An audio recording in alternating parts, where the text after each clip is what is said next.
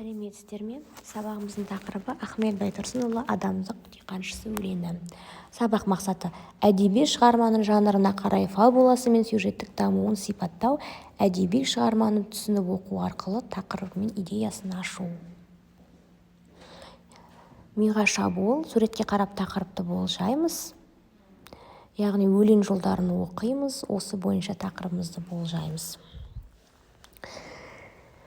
Адамдық диқаншысы өлеңін оқып шығамыз. Берілген өлеңді оқып алғаннан кейін тапсырманы орындаймыз.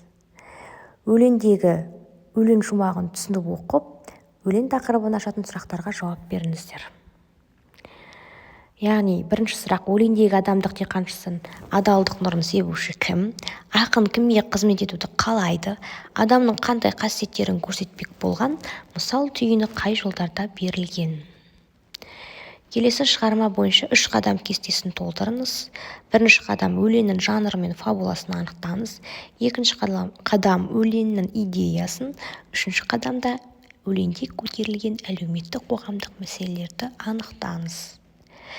Келесі тапсырма: броунды қозғауыш әдісімен әр шумақтағы тірек сөздерді табу арқылы шығарманың идеясын ашып көрсетіңіз.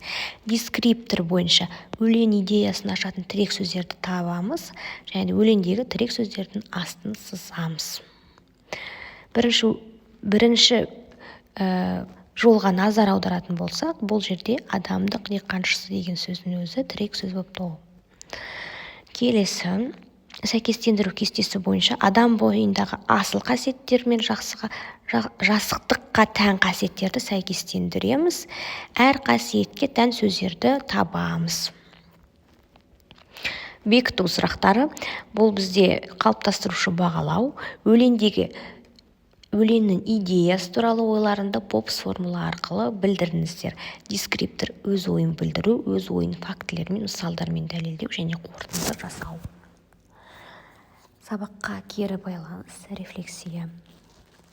Яғни кері байланысымызды береміз. Сабақ бойынша не қиын болды, не үйрендім, нені мен түсіндім, сол бойынша.